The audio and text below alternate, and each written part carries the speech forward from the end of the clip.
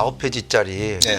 임시 국가전략 방어 지침이라는 게 이제 나왔는데요. 네. 이게 이제 새로운 행정부가 등장하면 국방 전략 지침이 나오는데 거기에 힌트를 주는 거죠. 아주 제일 깜짝 놀랄 만한 일이 바로 뭐냐면 미국의 대외 국방 전략에 있어서 가장 중요한 소명이 대만을 지키고 미국을 방어하는 거다.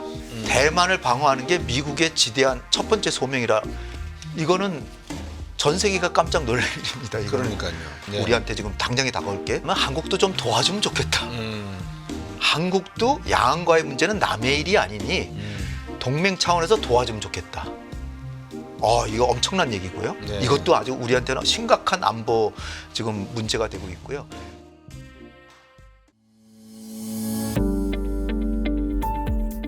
네, 안녕하십니까. 곽수정입니다. 이 트럼프 대통령 2기 정부에 있어서 경제 정책을 스티븐 마이란이라고 하는 40대 하버드대 출신의 경제학 박사가 주도를 하고 있다라고 치면은 트럼프 대통령의 안보 전략, 러시아 우크라이나 전쟁을 비롯해서 중동 사태, 그리고 아시아 지역에 있어서의 대만에 대한 이 중국의 안보적 전략, 전술에 대한 대응, 그리고 한반도에 있어서 미군의 대응, 여러 가지 측면은 아무래도 헤그세스, 젊은 중령 출신의 예비역 중령 출신의 국방부 장관이 수립하고 있지 않나 싶습니다. 그 와중에 최근 시진핑 주석의 경우에 이 4기 장기 집권을 위해서는 어떻든지 이 대만을 통일시켜야 된다라고 하는 하나의 숙제가 안겨져 있다라고들 느끼고 있습니다. 그 과정에서 과연 중국이 대만을 침공을 할지, 이제 그런 내용들이 이 트럼프의 안보 전략에 있어서 중요한 이 중국 포위하기 또 중국 때리기 전략에 있어서의 이슈가 되고 있는 것으로 알고 있습니다. 이에 대해서 대한민국에서 가장 잘 독해를 하시고 최근에 벌어지고 있는 트럼프 정부의 외교 전략, 관세를 비롯해서 다양한 전략에 있어서 나름대로 식견을 가지고 계시는 전 국립외교원 원장이시고 현재 세종연구원 명예연구위원으로 계신 홍현익 원장님 모셨습니다. 안녕하십니까, 원장님? 안녕하십니까? 예, 3월 29일자, 그러니까 지난달이죠. 네. 워싱턴 포스트 내용이 이렇게 있더라고요. 네. 거기에 보면 이 중국이 이 대만을 침공하려고 하는 그 시나리오를 지난해 CSI에서 전략국제전략연구소에서 자주 이제 시나리오를 발표를 하고 했는데 마치 그거를 거의 신봉하듯이 2025년 후로 해서 조만간에 대만을 침공할 생각을 하고 있는 게 아니냐. 원장님 어떻게 보셨습니까? 지금 3월 중순에 9페이지짜리 임시 국가전략 방어 지침이라는 게 이제 나왔는데요. 이게 이제 새로운 행정부가 등장하면 국가 전략 지침이 나오는데, 국방 전략 지침이 나오는데 거기에 힌트를 주는 거죠. 공식 문서로 확정된 건 전혀 아니고요. 그래서 우리 국방부에서도 이 문서가 아직 미국의 입장은 아니다. 이렇게 얘기는 했습니다만은 극비로 돼 있고, 미국에도 의회 중진이나 지도급 인사들한테만 배포하고 기밀이라고 딱 찍혀 있기 때문에. 근데 이게 워싱턴 포스트 통해서 나온 거죠. 근데 이제 거기서 제일 놀라운, 아주 제일 깜짝 놀랄 만한 일이 바로 뭐냐면 미국의 대외 국방 전략에 있어서 가장 중요한 소명이 대만을 지키고 미국을 방어하는 거다. 진짜 이례적이네요. 네, 미국을 방어하는 건 전혀 이상하지 않죠. 그렇죠. 미국의 국방 전략이니까. 그런데 대만을 중국의 침략으로부터 방어해 준다. 이게 가장 중요한 거 2개 중에 하나로 들어간 거예요. 이러한 목적으로 우방국들에게 그 방위비를 늘리라고 압박을 가하고 거기서 이제 우리에게 이제 우려되는 얘기가 나오는데, 미국이 세계에서 가장 우려하는 그 안보 우려 국가는 중국하고 러시아하고 이란쯤입니다. 북한. 그 정도죠. 4개 나라. 그런데 이제 중국의 위협은 대만하고 사이니까 이거는 가장 중요한 소명이라고, 대만을 지켜주는 게 소명이라고 얘기했으니까. 근데 나머지 3군데, 러시아, 이를테면 우크라이나 전쟁, 여기에 대해서는 미국이 과도하게 개입됐다. 그러니까 유럽이 지켜라. 우린 뒤에서 조금 지원만 해주겠다. 그러니까요. 그 얘기고요. 두 번째, 이란. 중동 지역은 이란이 이제 말썽꾼이라고 보고, 이란으로부터의 안보 위협은 너네가 해라. 그 다음에 우리 대한민국, 북한이 남침할 위험 있잖아요. 도발하고. 그것도 한국이 알아서 해라. 이 가로 안에 지금 숨어 있습니다. 그러니까 우리한테는 이거는 절대 남의 일이 아닌 거죠. 과거에는 전혀 그러지 않았어요. 대만에 중국이 침략한다 뭐 이런 얘기들이 있었어도 트럼프는 거기에 대해서 대만을 방어해 준다라고 한마디도 안 했습니다. 네. 그거는 그때 가서 보자. 그런 식으로만 얘기를 했거든요. 네. 1기 때는. 네. 바이든 행정부 때는 어땠냐면 바이든 행정부는 중국이 대만을 침략한다 그러면은 우리가 막아줄 수도 있다. 이건 훨씬 더 트럼프보다 더 개입적인 얘기예요. 네, 그러다가 이제 중국이 강력하게 항의를 하죠. 중국하고 미국하고는 1972년 이제 국교를 정상화하는 방향으로 가면서 그렇죠. 한 조항을 완전히 약속한 게 있는데 하나의 중국 원칙입니다.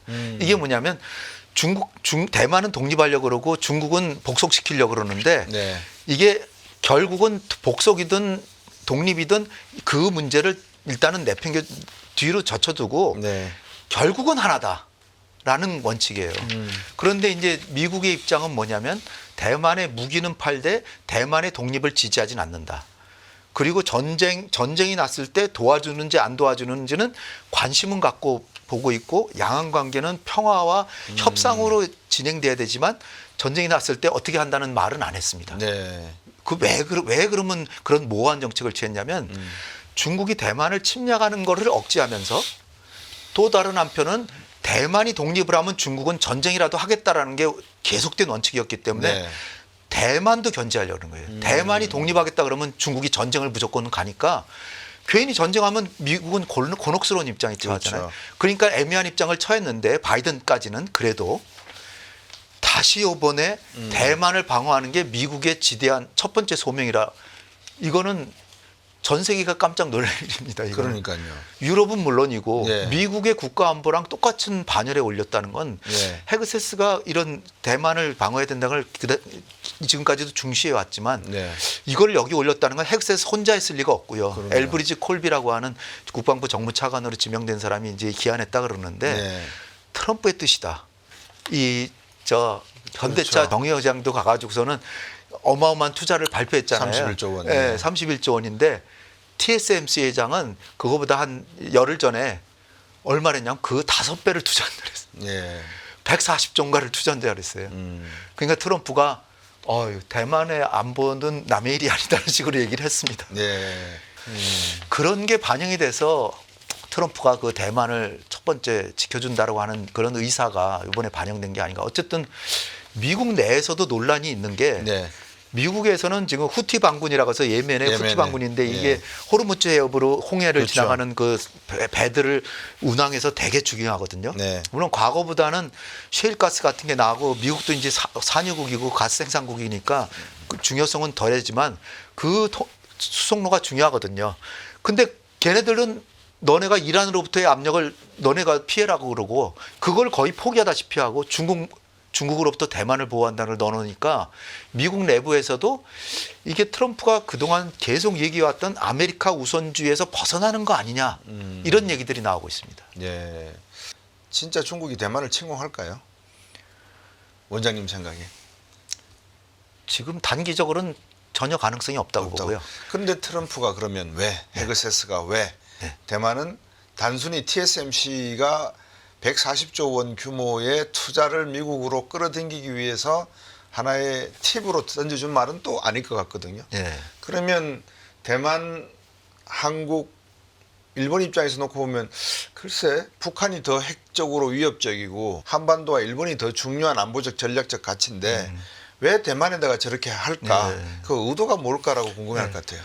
일단은 가장 중요한 게 아까 제가 강조해서 말씀드리진 않았는데 페이싱 스렛이라 그래가지고 미국의 대외 국방 전략에 있어서 가장 기준이 되는 걸 중국한테 뒤지지 않겠다라는 걸 첫 번째로 내세운 겁니다. 그런데 아까 말씀드렸듯이 트럼프 1기 때부터 이미 러시아하고 중국이 가장 이제 라이벌 국가인데 그렇죠. 러시아는 좀 쇠퇴해 가고 있고 경제력으로 보면은 지금 미국의 경제력의 한 10분의 1이나 그 정도밖에 안 됩니다. 우리나라랑 비슷하니까 러시아는. 2조 달러 정도 되는 것 그러니까 같습니다. 예. 우리나라보다 조금 앞서거나 거의 비슷해요. 네. 근데 우리나라보다 미국의 GDP가 14배 앞서니까 미국의 GDP의 10분의 1도 안 되는 나라죠. 네. 그러니까 군사적으로는 핵강국이지만 결코 미국을 위협하는 나라의 반열에 못 드는 거죠. 그렇죠. 근데 중국은 지금 경제력이 75%에 과거에 구소련이 냉전 시대에 소련의 군사력이나 그 정합적인 국력이 미국의 40%를 넘은 적이 없습니다.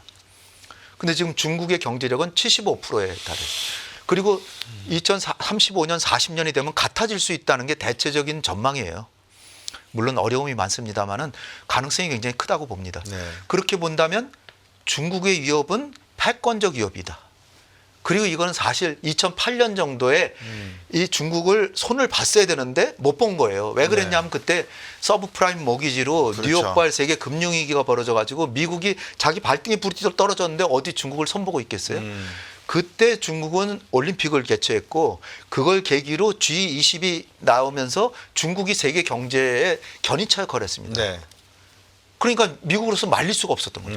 그러는 상황에서 그 당시에 2008년에 60%인데 지금 75%까지 왔거든요.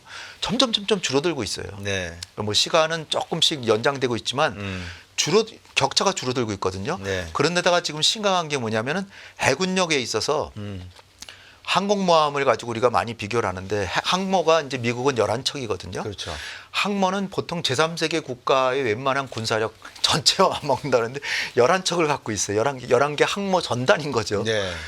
그래서 이 그 태평양 쪽에 한 5개, 6개 항모 전단이 있습니다. 네. 근데 중국은 어느새 항모 전단이 몇 년 전에 하나 겨우 만들었는데 랴오닝함이라고 지금은 산둥함에 이어서 지금 벌써 3개 갖고 있고요. 지금 4개째 건축하고 있는데 4개째가 핵항모로 예측이 되고 있고 네. 지금은 3대 11이지만 10년 뒤에는 미국은 10 내지는 11이고 그 유지하는 병이 어마어마하게 될 거 아니에요. 네. 그러니까 계속 느리질 못해요, 미국은. 네. 근데 중국은 계속 만드니까 한 7대 11, 7대 10 그 정도로 줄어드는 거예요. 그런데다가 이제 일반 함정 있잖아요. 일반 함정은 지금 중국의 함정 수가 미국보다 1.3배 이렇게 더 많습니다. 네. 근데 그러니까 남중국해 이렇게 분쟁이 났을 때 실제로 중국은 이제 그 접근 금지, 그러니까 미국의 항공모함이 오면은 미사일로 쏴가지고서 항모를 격추시키겠다는 건데 네. 지금 접근 거부 전략을 하는데 이게 거의 통용이 되고 있고 거기다가 그거를 보조하는 함정이 중요한데 함정 수가 지금 중국이 더 많은 데다가 함정 건조 속도가 중국이 미국보다 100배 이상 많습니다. 예. 10배도 아니고요. 100배. 그러니까 오죽하면 트럼프가 전화를 하면서 우리가 군함 건조수에서 뒤지고 있으니까 한국이 제발 좀 도와달라.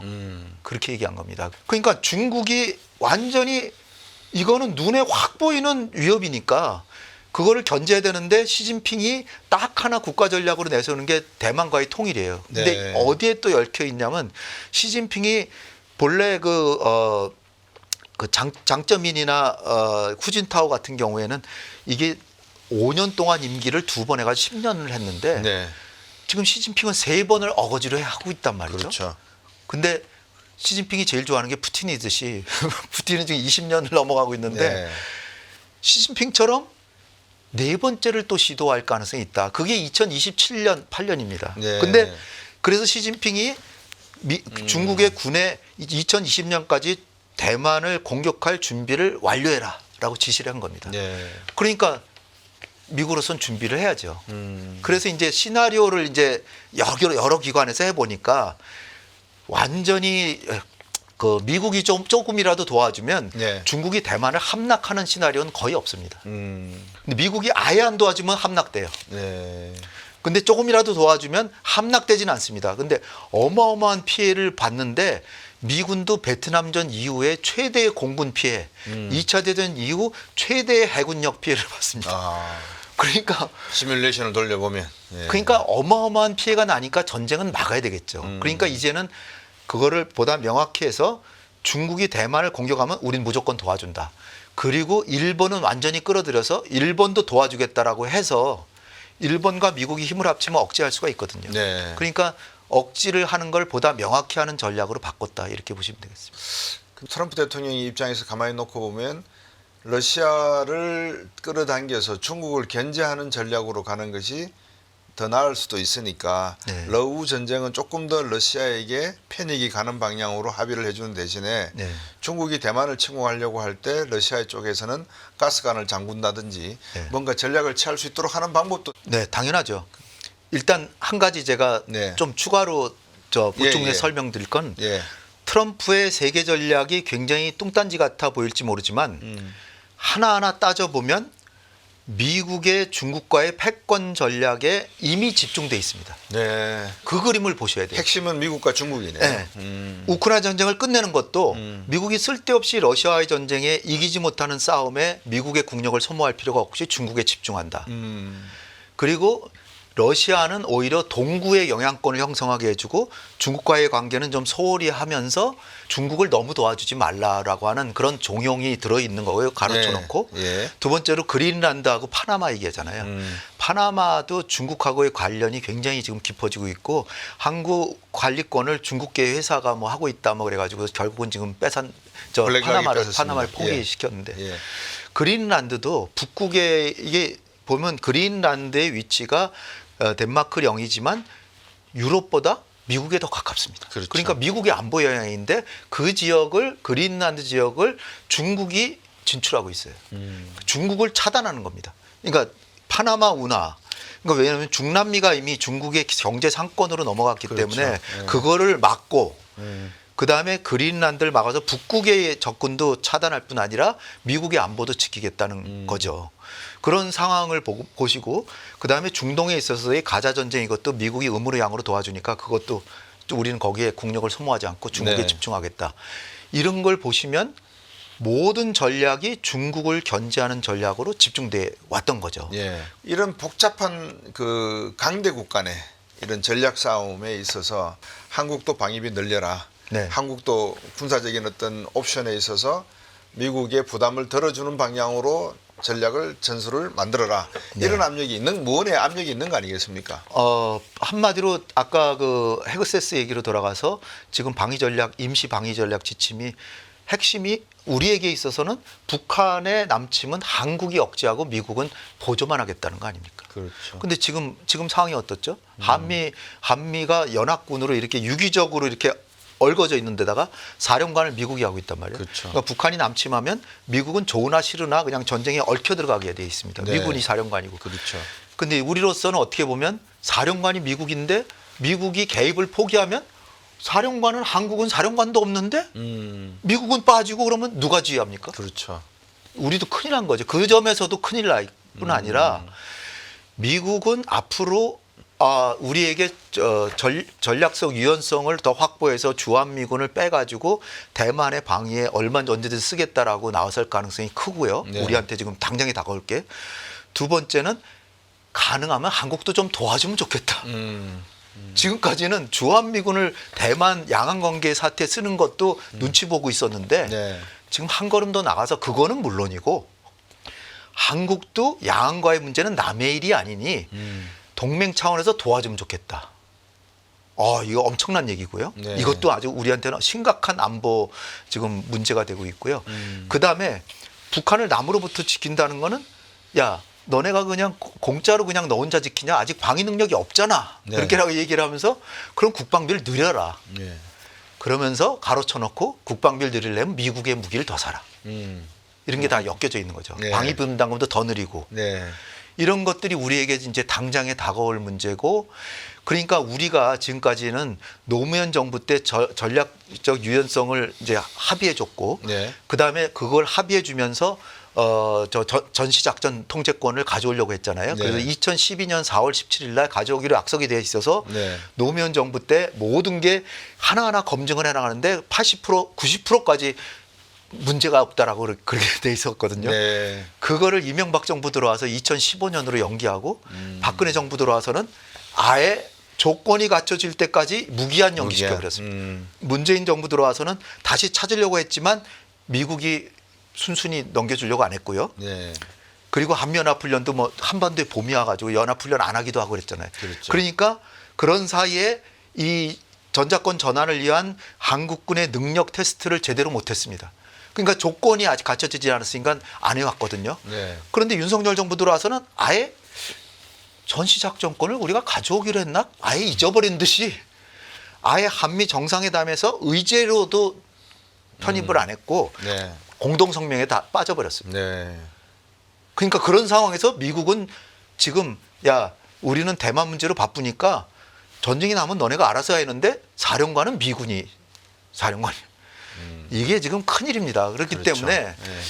지금 설사 주한미군 사령관이 그러니까 엄밀히 얘기하면 한미연합사령관인데 그 사람이 네. 주한미군 사령관이 겸임하니까 네. 한미연합사령관이 전쟁이 나면 전쟁을 지휘하는데 미군은 우리는 너네가 주가 되고 우린 뒤에서 빠질게 라고 하니 큰 문제잖아요. 그렇다면 미군이 빠졌을 때 한국의 합참의장이 이제 작전을 지휘해야 되는데 합참의장이 작전 지휘 능력이 있느냐 이거 검증해야 됩니다. 네. 지금까지는 합참의장을 지내신 분들이 저는 상당히 믿고 싶지만 뭐 한미연합사령관이 다 하는데 뭐 나 그 사람하고 상의해서 한다는 게 그 사람 얘기 들으면 되지 그런 거 아닙니까? 그렇죠. 큰일 났습니다. 지금이라도 빨리 전작권을 전환해서 한국의 합참의장이든 아니 미래연합사령부를 예. 만들 예. 그 사령관이든 예. 작전을 지휘하는 사람이 한국군을 독자적으로 지휘할 수 있는 작전 능력과 작전 계획이 있어야 되는데 지금은 연합작전 계획밖에 없어요. 네. 그럼 미군이 거기서 속 빠지면 한국군만 독자적으로 움직이면 될까요? 아니지요. 유기적으로 움직이는 상황에서 거기서 빼면 상황이 엄청 달라지잖아요. 그렇죠.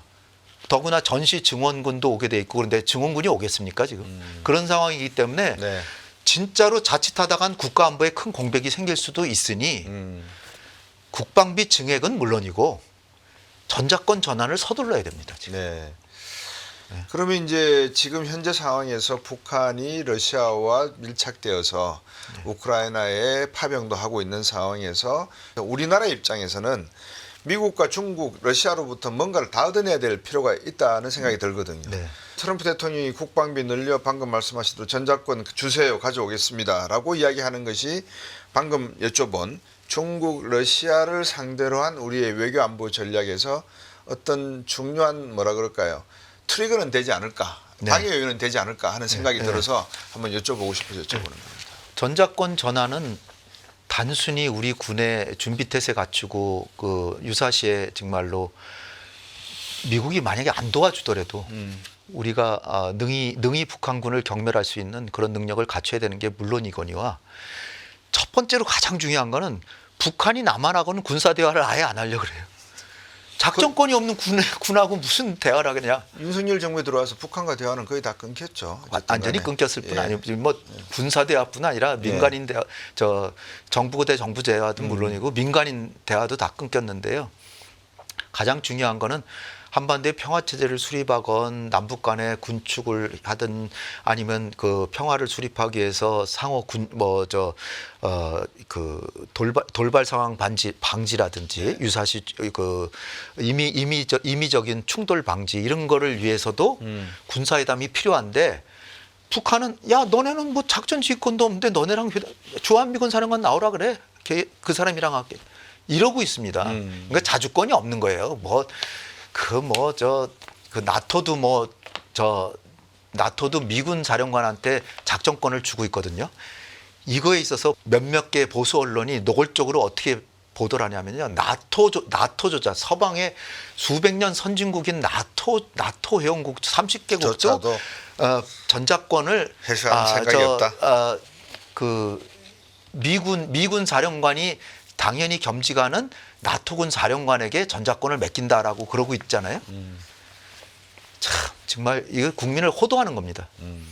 나토군은 어느 한 나라도 자기 군의 100%를 전작권을 주는지 않아요. 자기 군의 5% 내지 10%, 그 정도를 파견된 군대를 미군이 겸임하는 나토군 사령관의 지휘를 따르는 거죠. 90%, 95%는 국가 원수가 지휘를 따릅니다. 통수권자니까. 우리는 어떻습니까? 우리는 100%는 아닙니다만 수방사, 특전사 뭐 한 두 개 부대를 제외하고는 90% 이상의 구대를 전원을 미군 사령관한테 맡기고 있어요. 이게 국민을 호도하는 거 아닙니까? 트럼프 대통령이 대한민국을 머니머신이라고 그랬어요. 그러니까 뭐 잘 아시지 않습니까?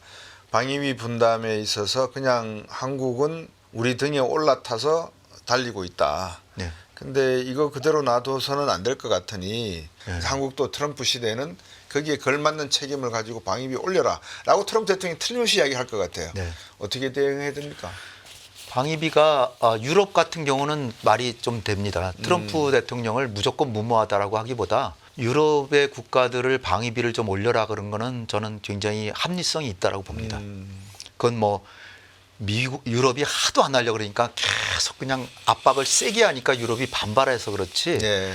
왜냐하면 유럽의 나라가 30개 나라인데 나토 영국이 30개 나라 국방비 다 합쳐도 미국 국방비보다 작아요. 안 되죠. 예. 30개국이. 그리고 이제 그 중에 하나가 나토 운영비라는 게 있어요. 네. 나토도 이제 운영하려면 돈이 들 거 아니에요. 그렇죠. 그 운영비는 이제 트럼프가 하도 이제 벌면 소리를 하니까 2019년에 유럽 국가들이 단합을 해가지고 야, 너네 진짜 미국이 고생 많고 뭐 우리 지휘도 해주고 또 여기저기 군대도 파견해 놓고 우리랑 달리 전술핵 무기도 5개 나라에 핵무기를 150개나 배치해두고 있고. 네. 그러니까 너네 그 운영비 부담이 너무 강하니까 운영비를 나토 전체 운영비의 22%를 내고 있었어요. 네. 그거를 16%로 깎아줄게. 7%를 깎아줬어요. 근데 16%라는 게 독일이 내는 게 16%입니다. 네. 근데 우리는 주한미군 방위비 분담금을 몇 프로를 내는 거의 90%, 80% 이상을 내야 되고 있어요. 그렇죠. 그러니까 우리가 훨씬 더 많이 내주고 있는 거예요. 네. 그러니까 유럽하고는 비교가 안 되는 거예요. 비율로 따지면 뭐 비교가 그리고 안 되죠. 독일에도 주독 미군이 있잖아요. 그 미군의 수가 우리 주한미군보다 더 많아요. 네. 더 많은데 그들이 내는 방위비 분담금은 우리 3분의 1도 안 돼요. 본래 GDP 대비 방위비 분담금을 보거든요. 그렇죠. 그렇게 보면 한 5분의 1, 6분의 1도밖에 안 되는 거예요. 일본 같은 경우도요. 일본도 방위비 분담금을 꽤 된다고 그러는데 네. 일본과 한국을 비교해 보면은 일본은 우리보다 GDP가 높잖아요. 네. 3배입니다. 그렇죠. 3배인데 그러니까 우리는 주일미군의 3분의 1만 내도 되는 거거든요. 왜냐하면 더군다나 주일미군은 주한미군보다 수가 더 많아요. 그렇죠. 4만 3천 명이고 예. 우리는 28,500. 네. 그러니까 훨씬 많거든요. 그러니까 일본이 훨씬 많이 내야 되는데 GDP 대비 방위비 분담금 하면은 우리가 더 적은 데다가 핵심적인 게 이겁니다. 주일미군은 여기저기 그 한 기지가 10개 정도 돼요. 네. 10개 이상이에요. 그 10개의 토지 이용료, 기지 다 땅이나 뭐 사용해야죠. 딛고 있을 거 아니에요? 예. 일본은 그걸 계산에 다 계산에 넣고요. 넣고 다 있고. 넣고 있고. 한국은 0원이에요. 방위비 분담금에서 기지 사용료는 0원이에요. 근데 따져보면 네. 지금 그 토지 사용료를 대체로 객관적으로 보면 거의 1조 원 된다는 거예요. 네. 우리 방위비 분담이 1조 6천이거든요. 그렇죠. 2026년에. 네. 그러면 거의 분담금의 2배, 실제로는 2배. 그렇죠. 거기다 또 하나 카츄샤라고 하는 일본 주일미군은 카츄샤가 없습니다. 없어요. 우리 한국군은 그냥 2,000명 정도를 그냥 미군을 위해서 일하도록 하고 우리가 월급 주고 있거든요. 그거 다 치면 우린 일본에 비해서 3배 이상의 부담을 하고 있는 거예요. 네. 그런데 더 올려달라고 그러는 거예요. 그러니까 사실 우리가 합리적으로 협상하고 그렇다고 해서 뭐 유감이다 뭐 이럴 필요는 없어요. 잘 설명하면 그래서 미국의 국방부 고위 관료들은 다 이해를 합니다. 방위비 분담금을 올려달라 그래도 우린 절대로 못 올려줘. 그러면 또 트럼프 대통령 또 체면이 있으니까 그럴 필요는 없고요. 우호적으로 잘 설명은 하되 네. 사실은 지금 28,500명인데 네. 남북한의 군사력을 비교하면 남한의 재래식 군사력이 그러니까 핵과 미사일을 제외한 재래식 군사력은 세계에서 5등이라 그래요. 네. 5등이면 어마어마한 거예요. 거의 러시아 다음이에요. 인도 다음에 우리예요. 네. 그러니까 미국, 중국, 인도, 러시아, 한국이에요. 그다음에. 그러니까 우리를 얕보면 안 됩니다. 세계 재래식 군사력이 5등이라고 수년째 5, 6등이에요. 북한은 몇 등이냐? 34등이에요. 네. 그러니까 우리가 북한한테 두려운 건 핵과 미사일입니다. 재래식 군사력은 이미 이명박 정부 때 우리 국방부가 이명박 대통령한테 쓰는 보고서에 가상 시나리오로 남북한 간에 전쟁이 났을 때 한국군의 현역 군인으로만 주한미군 없이 미군의 증원 전력 없이 한국의 예비군 없이 현역 군인으로만 우리가 능히 이길 수 있습니다라고 보고를 했습니다. 네. 그게 이명박 정부 때예요. 그때로부터 남북한의 국방비 차이가 너댓 배 차이를 10몇 년을 계속해 왔고요. 17년 이상. 네, 그동안에 북한은 핵과 미사일만 개발했지. 그리고 우리는 미사일도 우리도 개발했어요. 네. 그래서 현무 5 같은 미사일은요. 전술핵 무기에 준한 버금가는 핵 미사일도 우리 갖고 있습니다. 예. 핵 미사일이 아니어서 그렇지. 그러니까 사실은 우리가 전작권을 찾아오고 주한미군이 있는 이상 증원군이 안 오더라도 능히 북한군을 감당할 수 있는 거거든요. 네. 그러나 제가 첨언해서 말씀드리면 핵 억지력은 지금보다 더 보강해야 됩니다. 오히려. 그렇지만 나머지 우리가 대북 억지력은 우리 스스로 갖고 있다. 이렇게 보시면 돼요. 트럼프 대통령이 북한이 핵을 보유하고 있다. 네. 이게 정말 한 국가의 대통령으로서 인정을 한 것인지 네. 아니면 김정은과의 대화를 이끌어 나가기 위한 하나의 먹잇감으로 툭 던져놓은 건지 어떻게 네. 원장님은 보십니까? 전혀 공식적인 의미는 전혀 없고요. 네. 그러니까 거기에 큰 의미를 부여할 필요는 없습니다. 단지 트럼프의 머릿속에는 불량 국가라고 하더라도 그 지도자랑 잘 사귀어서 문제를 해결하는 방식으로 대화와 거래를 하는 게 그냥 내팽개쳐 두는 것보다는 훨씬 낫다. 이런 생각에서 김정은과 과거에 3번이나 만났고 또 그간에 이제 자기 재선을 위해서 물론 실패했습니다마는 그 김정은과의 3번의 회담이 계속적으로 이어지지 못했고 그랬지만 이제 또 다시 4년 동안 제야에서 지켜보면서 네. 내가 대통령이 되면 다시 김정은과도 협상을 하겠다라고 하는 생각에서 뉴클리어 파워라고 이제 지칭을 했는데요. 네. 뉴클리어 파워란 말은 중립적인 용어로 이거를 풀어서 얘기를 한다면 법적이나 공식적으로는 핵보유국으로 인정되지는 못하지만 사실상 핵을 가지고 있는 나라가 아니냐 나라 이걸 줄여서 그냥 네. 뉴클리어 파워라고 그냥 지칭한 건데 김정은으로 보았을 때는 핵을 인정받고 싶어하는 그런 입장에서는 나쁘지 않은 말이죠. 어쨌든 그냥 불법으로 핵을 그러네요. 보유하려고 애쓰는 나라 뭐 예. 이 정도로 얘기해도 되는데 네네. 뉴클리어 파워라고 중립적인 용어로 뉴클리어 파워라고 했으니까 어떻게 보면은 문외한들이 보면 인정한 듯이 보이는데 그렇군요. 그 내부에는 가장 결정적인 요인이 트럼프 대통령이 노벨 평화상을 타고 싶어합니다. 아 그렇습니다. 아 완전히 재벌에다가 예. 뭐 압도적으로 이번에 대통령 2번이나 당선이 됐고 지금 전지전능한 정말 권력을 휘두르고 있는데 하나 못 이룬 게 국제적으로 좋은 평판을 갖는 건데 그것도 노벨 평화상 이걸 꼭 받고 싶은데 네. 거기에 이제 저 트럼프로 봐서는 이거를 반드시 타야 되겠는데 우크라이나 전쟁 종전시킨 걸로는 못할 것 같은 거예요. 왜냐? 생각을 해보세요. 노벨 평화상은 스칸디나비아 반도에 있는 국가들이 중립국들이 주는데 그렇죠. 지금 나토 국가가 됐습니다만은 사실상 중립국이고 평화 우호국들이 주는데 이게 유럽이 별로 원치 않는 방향으로 종전시킬 가능성이 크거든요. 네. 노벨 평화상 주겠습니까? 유럽이 원하는 방향으로 종전시키면 혹시 모르죠. 그렇죠. 그다음에 가자 지구 전쟁도 유럽에서는 상당히 이스라엘이 좀 과도하게 했다는 여론이 많은데 종전은 시키더라도 네타냐후를 노골적으로 편을 들고 있는 이상은 그렇죠. 노벨 평화상 타기가 쉽지 않죠. 그러니까 김정은하고 대화를 해서 한반도에 뭔가 평화를 더 구축했다는 걸로 해서 완전히 노벨 평화상 타는 걸 쐐기를 박으려는 게 아닌가 이런 구도가 깔려 있다고 봅니다. 예. 예. 트럼프 대통령이 그렇게 노벨 평화상을 받고 싶어 한다니 우리가 노벨 평화상을 받는데 기여할 바가 없지 않아 있는 것 같다. 네. 예를 들어서 김정은하고 대화할 때 우리가 딴지 안 걸겠다. 뭐 둘이 만나고 싶으면 만나셔라.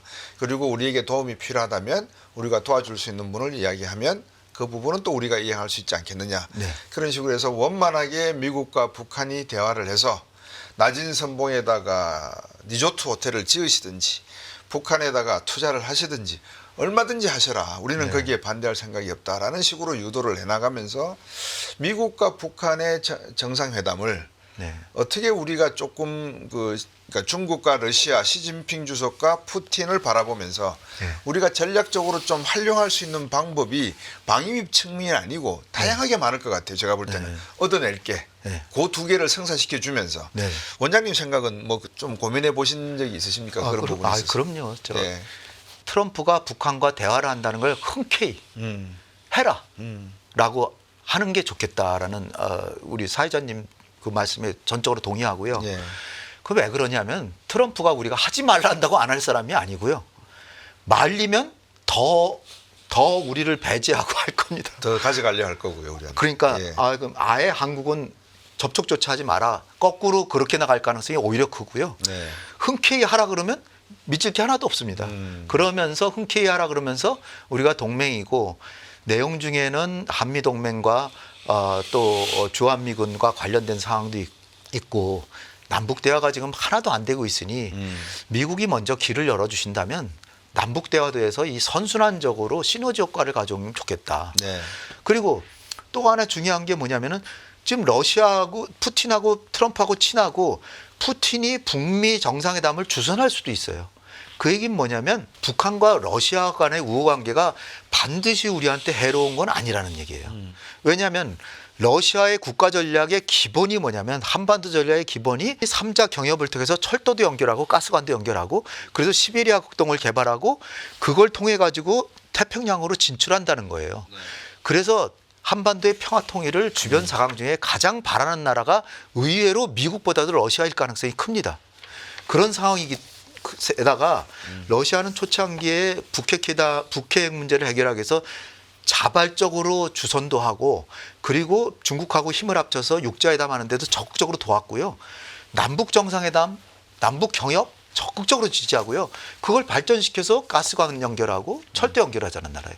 그렇다면 우리가 바라는 남북 경협이 러시아를 잘 활용하면 푸틴이 설득해서 남북러 경협이 된단 말이죠. 그리고 육자회담도 될 수가 있고요. 그렇기 때문에 러시아가 북한하고 동맹을 맺은 거는 우리한테는 상당히 안보적으로는 위험 요소인 건 사실입니다만은 그것도 따지고 보면 푸틴이 뭐라고 얘기하냐면 한국은 사실 걱정할 일이 없다. 북러 동맹 조약을 가만히 따져보면 북한이 침략을 받을 때 도와준다고 돼 있으니 북한이 남한을 침략하면 절대 안 도와준다라는 얘기를 강력하게 하고 있어요. 남한이 북한을 침략할 일이 있습니까? 북한이 남한을 공격하면 절대 안 도와준다고 하니 어떻게 보면은 북러 간의 관계가 긴밀해지는 게 북한의 남한을 공격하는 것을 견제해주는 역할을 할 수 있다고도 우리가 창의적으로 생각할 수 있는 거거든요. 그렇게 보면은 북한이 첨단 그 군사 기술이나 공군력 이런 것만 도와주지 않는다면 얼마든지 북러 협력을 남북러 협력으로 연결시킬 수 있는 기회적인 요인도 된다는 거죠. 최근 시진핑 주석이 이 손을 이렇게 내밉니다. 네네. 그리고 다음 달부터 아마 한한령이 해제가 되면서 많은 중국 분들이 올 것이고 벌써 통계상으로도 코로나 이전의 관광객 수를 넘어서기 시작했다는 통계가 나오고 있거든요. 네네. 중국의 시진핑 주석이 이참에 그러면 우리는 한국과 일본에게 미국이 저러니 우리하고 손잡고 한번 미래의 시장이고 미래의 패권국이니 우리하고 한번 해보자 이런 이야기를 지금 네. 제스처를 아마 보낼 것 같거든요. 네. 그런 관점에서 보면 중장기적으로 중국의 시진핑 주석이 한중일에게 손을 내밀 때 우리의 외교 전략은 어떤 방향으로 가는 게 좋고 방금 말씀 주신 네. 러시아와의 관계도 상당히 중요하니까 네. 그러면서 러시아 푸틴과 트럼프 대통령의 입장을 어떻게 우리가 잘 활용할 수 있는지에 대해서 혹시 안이 있으시면 네. 말씀해 주세요. 사실 윤석열 정부 하에서 너무 이념에 사로잡혀가지고 중국하고 러시아의 관계는 소원해지고 또는 굉장히 비우가까지 되고 그러니까 지나쳤던 게 뭐냐면 딱 두 가지만 제가 딱 집어서 말씀드리면 네. 미국을 방문하시기 전에 윤석열 대통령께서 양안 간의 힘에 의한 현상 변경은 절대 반대라 그랬어요. 이건 절대 반대라는 건 외교적으로 절대로 쓰면 안 되는 거죠. 가능한 평화적으로 회담을 통해서 대화를 통해서 됐으면 좋겠다 이렇게 얘기하는 건 얼마든지 좋은데 절대 반대? 그럼 어떻게 하겠다는 거예요? 그럼 우리가 중국하고 전쟁이라도 하겠다는 거예요. 말이 안 되는 얘기였고요. 그러니까 중국에서 그거 얘기할 때마다 한중 관계가 완전히 흔들렸거든요. 그다음에 이제 윤석열 대통령께서 그 우크라이나 방문한 거 가가지고 생즉사 그럼 어떻게 하겠다는 거예요? 아, 그 러시아는 어떻게 하고? 러시아는 거의 한반도하고 국경을 마주대고 있고 우크라이나를 도와줘가지고 결국 뭘 얻었습니까? 우리가? 그런 거 보면 너무 이념에 사로잡혀가지고 일본하고 미국하고의 관계는 뭐 좋았지만 그나마 다행이었던 게 한중일 간의 정상회담이 작년에 됐습니다.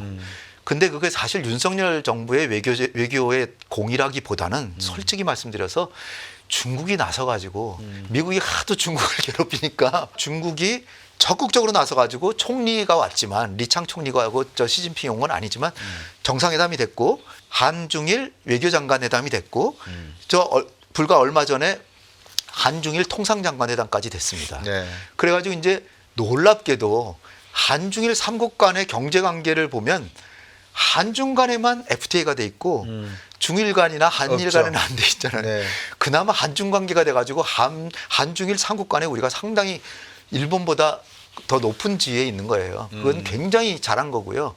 그건 이제 중국이 한미 FTA를 견제하고 또 미국으로서는 한중 FTA를 견제하려고 하기 때문에 그런 전략적인 우리 과거 정부가 그나마 그 외교를 잘해가지고 한미 FTA, 한중 FTA 한 거예요. 일본은 둘 다 없어요. 네.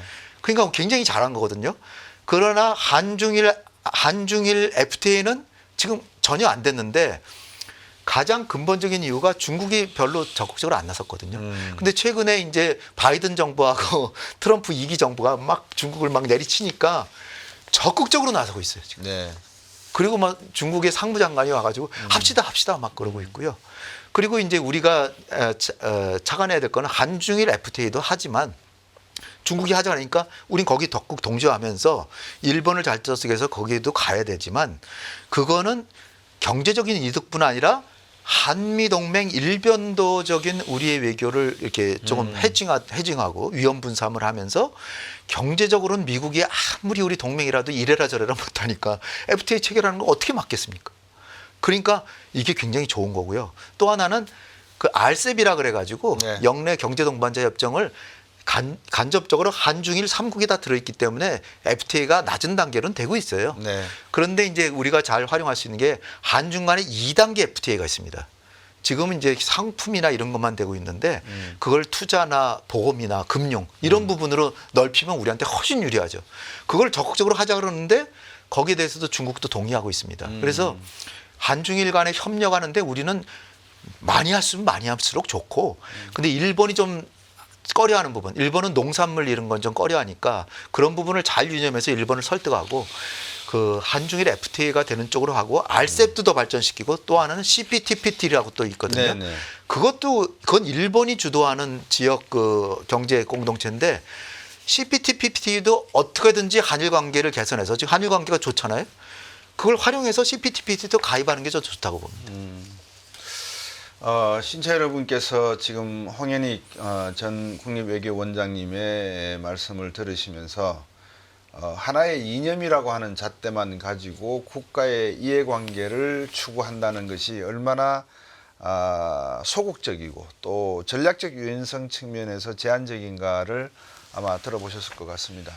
그렇다 그러면 우리 외교 전략은 이념보다는 어떤 방향으로 가면은 21세기에 우리가 지금 지속 성장 가능성의 문제, 출산의 문제, 양극화의 문제 이런 거를 극복하기 위한 해안이 될지 한번 그동안 네. 고민해 오신 것을 요약해서 말씀해 주십시오. 가장 중요한 게 우리가 지금 대한민국이 경제력으로 세계 10등 정도 됐고요. 군사력은 핵만 없지 세계 5등이라고 합니다. 네.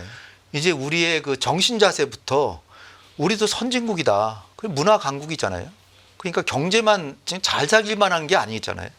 그러니까 마음가짐을 바꿔서 이제 자강해야 된다. 그리고 우리가 원튼 원치 않든 북한의 남침으로부터 우리를 지키는 거는 우리의 힘으로 할 수밖에 없는 상황이 왔습니다. 이제 왔는데 대비 안 하면 버림받고 정말 난처해져요. 그러니까 자강력 강하는 게 정신 자세부터 자강력을 갖고 군사 지휘력, 정보력을 갖춰서 북한을 적어도 북한 정도는 우리가 상대할 수 있는 그런 재래식 군사력도 갖춰야 되고 그다음에 작전 지휘권도 갖춰야 되는 게 첫 번째고요. 두 번째는 여야가 지금 첨예하게 대립하고 있는데 국민 통합이 안 되면 우리가 아무리 뭐 세계 경제력으로 10등이라고 그러지만 통합이 안 되면은 물거품입니다. 그러니까 국민이 단합할 수 있어야 되는데 차기 정부가 들어선다고 하면 뭐 어쨌든 어느 정부가 들어서든 그 정부는 외교 안보 대북 정책만큼은 야당하고 협력하는 정보를 공유하고 그리고 야당도 정부의 정책에 웬만하면 호응해주는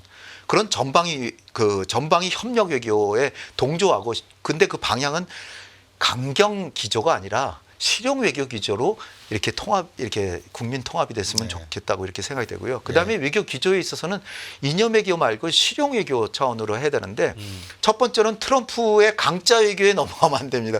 트럼프는 최고의 압박과 최고로 위협을 강화시키면서 우리의 기대치를 최소화시킨 다음에 그거를 극대화하고 조금씩 풀어주면서 너 조금 풀어줄 테니까 뭐 해줄래? 여기에 넘어가면 안 되는데 제가 간곡히 부탁드리는 거는 한국의 언론과 지식인들이 여기에 동조하면 안 되고요. 트럼프의 진위를 명백히 파악하고 미국의 세계 전략에서 주한미군이나 한미동맹이 굉장히 중요하고 한국이 만만한 나라가 더 이상 아니고 조선의 협력도 필요하고 방산 협력도 필요하고 반도체 협력도 필요하고 필요한 게 한두 가지가 아니거든. 미국도 한국과의 협력이. 그리고 한국이 만약 중국 편이 되면 미국은 휘청휘청할 수도 있어요. 그것도 활용할 수가 있어야 되는 겁니다. 그러니까 외교력을 지혜를 갖고 자각력에 입각해서 실용적인 차원에서 트럼프의 그 위협 외교에 넘어가지 않고 최대한 냉정하고 우호적으로 합리적으로 설명하면서 하나하나 해나가면 그렇게 큰 피해를 받지는 않을 겁니다. 더군다나 우리 기업들이 열심히 해서 현대차, 삼성전자, 하이닉스 또 배터리 기업들 LG화학이나 뭐 어마어마하게 지금 투자했잖아요. 그 미국이 엄청나게 득을 보고 있는데 그거를 활용해야 됩니다. 그게 우리 자산인데 트럼프가 가장 원하는 건데 그걸 들어주고 있잖아요. 적극 홍보하는 나라거든요. 네.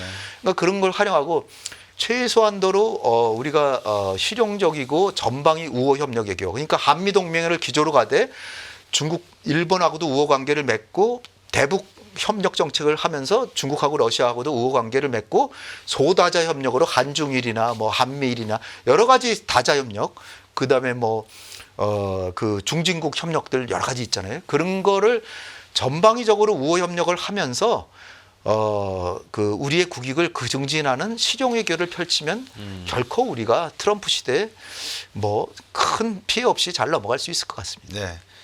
오늘 홍현희 전 국립외교원장 말씀의 핵심은 실용 외교입니다.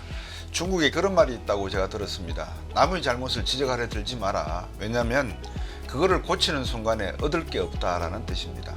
다시 말해서 계속 실수를 하고 우를 범해야지만 물건을 하나 팔아먹어도 제대로 팔아먹을 수 있다는 뜻이 되는데 그런 의미가 실용이 아닌가 싶기도 합니다. 어쨌든 우리 국익을 위해서는 남의 나라의 감나라 대추나라 하기보다는 우리가 스스로 먼저 무엇을 얻어낼 수 있을 것이며 무엇을 얻어내기 위한 노력을 해야 될 것인지에 대해서 좀 더 유연하고 합리적이고 효율적인 전략과 이해관계를 국민과의 소통과 통합과 타협을 통해서 하나의 이해관계로 만들었으면 하는 생각을 여러분께 전해드리면서 오늘 홍현희 원장님 좋은 말씀 잘 들었습니다. 감사합니다. 네, 감사합니다.